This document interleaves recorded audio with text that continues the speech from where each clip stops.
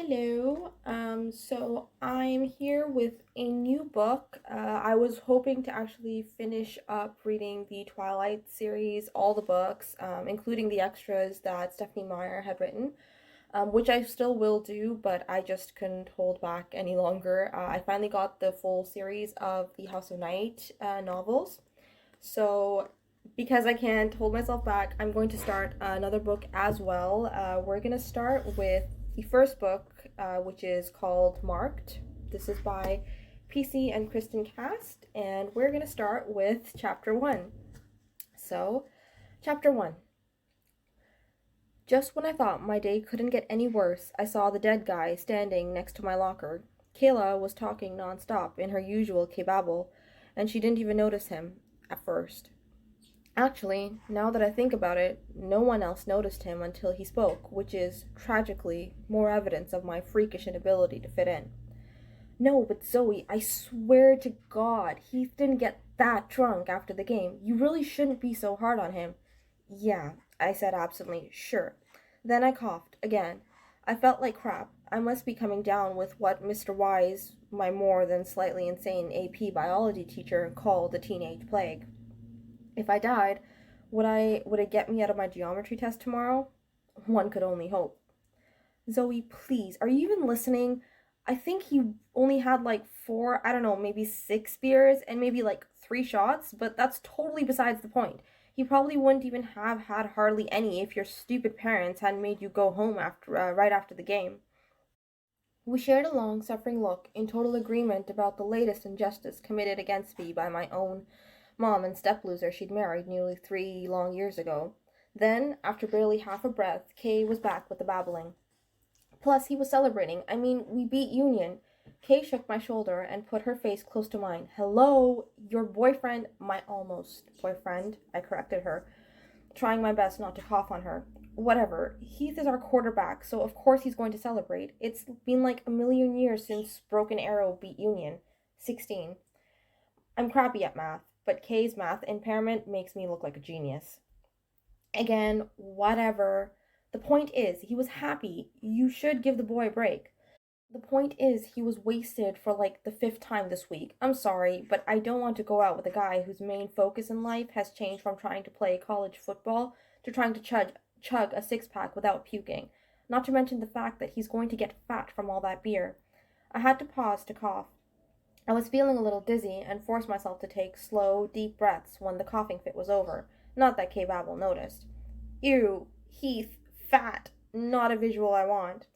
I managed to ignore another urge to cough. And kissing him is like sucking on alcohol soaked feet. Kay scrunched up her face. Okay, sick. Too bad he's so hot. I rolled my eyes, not bothering to hide my annoyance at her typical shallowness. You're so grumpy when you're sick. Anyway, you have no idea how lost puppy he looked after you ignored him at lunch. He couldn't even. Then I saw him.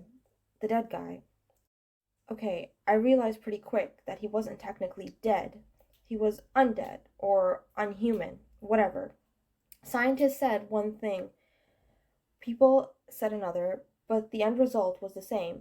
There was no mistaking what he was, and even if I hadn't felt the power and darkness that radiated from him, there was no freaking way I would miss his mark. The sapphire blue crescent moon on his forehead and the additional tattooing of entwining knot work that framed his equally blue eyes. He was a vampire, and worse, he was a tracker. Well, crap. He was standing by my locker. Zoe, you were so not listening to me. Then the vampire spoke, and his ceremonial words slicked across the space between us, dangerous and seductive, like blood mixed with melting chocolate. Zoe Montgomery, night has chosen thee. Thy death will be thy birth. Night calls to thee. Hearken to her sweet voice. Your destiny awaits you at the house of night. He lifted one long, white finger and pointed at me. As my forehead exploded in pain, Kayla opened her mouth and screamed. When the bright splotches finally cleared from my eyes, I looked up to see Kay's colorless face staring down at me. As usual, I said the first ridiculous thing that came to mind. Kay, your eyes are popping out of your head like a fish. He marked you. Oh, Zoe, you have the outline of that thing on your forehead. Then she pressed a shaking hand against her white lips, unsuccessfully trying to hold back a sob. I sat up and coughed. I had a killer headache, and I rubbed at the spot right between my eyebrows. It stung as if a wasp had bit me and radiated pain down through around my eyes, all the way across my cheekbones. I felt like I might puke. Zoe, Kay was crying now, and I had to speak between wet little hiccups. Oh my God, that guy was a tracker, a vampire tracker. Kay, I blinked hard, trying to clear the pain from my head. Stop crying. You know I hate it when you cry. I reached out to attempt a comforting pat on her shoulders, and she automatically cringed and moved away from me. I couldn't believe it. She actually cringed, like she was afraid of me. She must have seen the hurt in my eyes because she instantly started a string of breathless K-babble. Oh God, Zoe, what are you going to do? You can't go to that place. You can't be one of those things. This can't be happening. Who am I supposed to go to all of our football games with? I noticed that all during her tirade she didn't once move any closer to me. I clamped down on the sick, hurt feeling inside that threatened to make me burst into tears. My eyes dried instantly. I was good at hiding tears. I should be. I'd had 3 years to get good at it. It's okay. We'll figure this out. It's probably some bizarre mistake, I lied. I wasn't really talking. It was just making words coming out of my mouth. Still grimacing at the pain in my head, I stood up. Looking around, I had a small measure of relief. The K and I were the only ones in the math hall. And then I had to choke back what I knew was hysterical laughter. Had I not been totally psycho about the geometry test from hell scheduled for tomorrow, and had run back to my locker to get my books so I could attempt to obsessively and pointlessly study tonight, the tracker would have found me standing outside in front of the school with the majority of the 1,300 who went to Broken Arrow South Intermediate High School, waiting for what my stupid Barbie clone sister liked to smugly call the big yellow limos. I have a car, but standing around with the less fortunate who have to ride the buses is a time-honored tradition, not to mention an excellent way to check out who's hitting on who.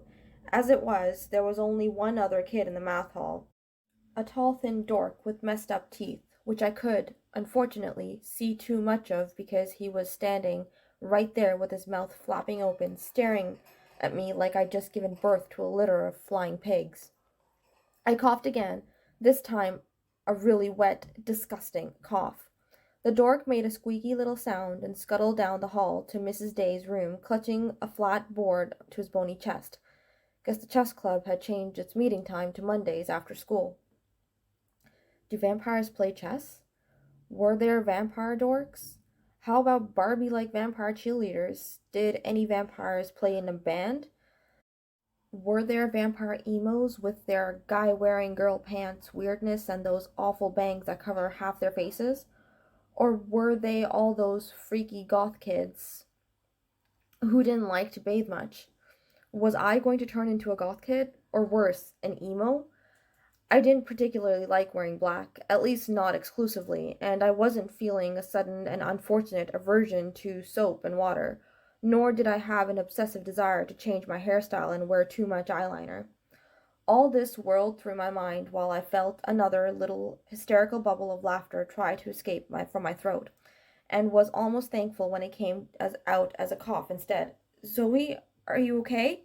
Kayla's voice sounded too high, like someone was pinching her, and she'd taken another step away from me.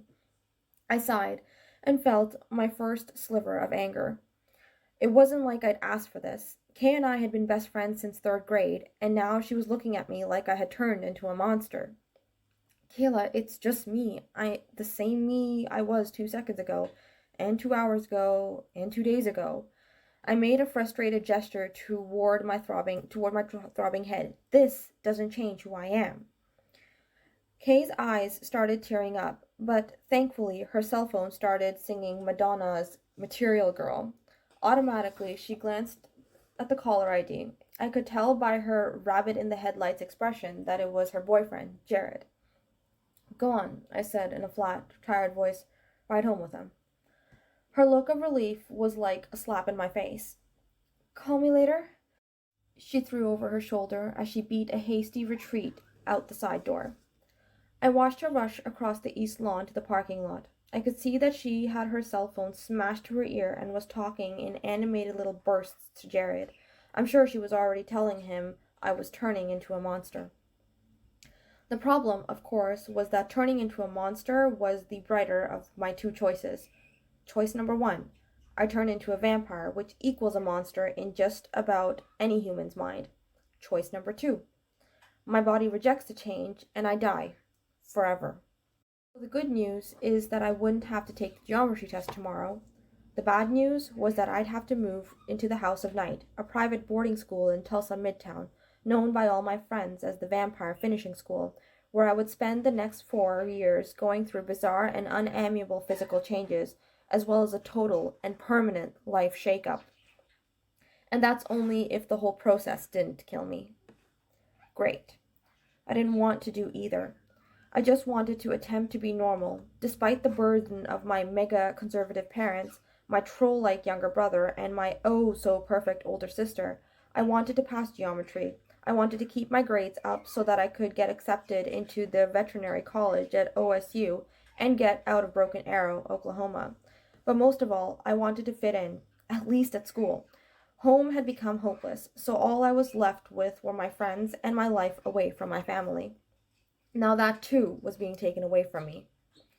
I rubbed my forehead and then messed up my hair until it semi-covered my eyes, and with any luck, the mark that had appeared above them.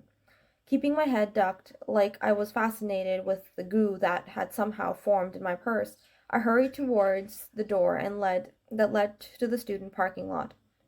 But I stopped short of going outside. Through the side-by-side windows in the industrial-looking doors, I could see Heath. Girls flocked around him, posing and flipping their hair, while guys revved ridiculously big backup trucks and tried, but mostly failed, to look cool. Doesn't it figure that I would choose that to be attracted to? No. To be fair to myself, I should remember that Heath used to be incredibly sweet, and even now he had his moments, mostly when he bothered to be sober. High-pitched girl giggles flitted to me from the parking lot. Great. Kathy Richer, the biggest hoe in school, was pretending to smack Heath. Even from where I was standing, it was obvious she thought hitting him was some kind of mating ritual. As usual, clueless Heath was just standing there, grinning. Well, hell, my day just wasn't going to get any better. And there sat my robin's egg blue 1966 VW bug right in the middle of them. No, I couldn't go out there. I couldn't walk into the middle of all of them with this thing on my forehead. I'd never be able to be part of them again. I already knew too well what they'd do. I remembered the last kid a tracker had chosen at SIHS. It happened at the beginning of the school year last year. The tracker had come before school started and targeted the kid as he was walking to his first hour. I didn't see the tracker, but I did see the kid afterwards. For just a second, after he dropped his books and ran out of the building, his new mark glowing on his pale forehead and tears washing down his 2 white cheeks. I never forgot how crowded the halls had been that morning, and how everyone had backed away from him like he had the plague as he rushed to escape out of the front doors of the school. I had been one of those kids who had backed out of his way and stared even though I felt really sorry for him. I just didn't want to be labeled as the one girl who's friends with those freaks. Sort of ironic now, isn't it? Instead of going to my car, I headed for the nearest restroom, which was, thankfully, empty. There were 3 stalls. Yes, I double-checked each for feet. On one wall were 2 sinks, over which hung 2 medium-sized mirrors. Across from the sinks, the opposite wall was covered with a huge mirror that had a ledge below it for holding brushes and makeup and whatnot. I put my purse and my geometry book on the ledge, took a deep breath, and in one motion lifted my head and brushed back my hair. It was like staring into the face of a familiar stranger. You know, that person you see in a crowd and swear you know, but you really don't? Now she was me, a familiar stranger. She had my eyes, They were the same hazel color that could never decide whether it wanted to be green or brown, but my eyes had never been that big and round. Or had they? She had my hair, long and straight, and almost as dark as my grandma's had been before hers had begun to turn silver. The stranger had my high cheekbones, long, strong nose, and wide mouth, more features from my grandma and her Cherokee ancestors. But my face had never been that pale. I'd always been olivish, much darker skinned than anyone else in my family. But maybe it wasn't that my skin was suddenly so white. Maybe it just looked pale in comparison to the blue outline of the crescent moon that was perfectly positioned in the middle of my forehead. Or maybe it was the horrid fluorescent lighting. I hoped it was the lighting. I stared at the exotic looking tattoo. Mixed with my strong Cherokee features, it seemed to brand me with a mark of wildness, as if I belonged to ancient times when the world was bigger, more barbaric. From this day on, my life would never be the same.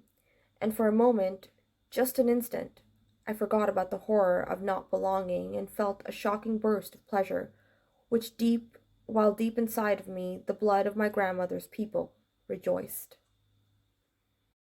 And that was chapter one. So I'm super excited. I haven't read this book, like I said, in years. I've completely forgotten what happens, just vague little things here and there. So I'm excited. Are you? Let me know in the comments below, and I'll see you at chapter 2.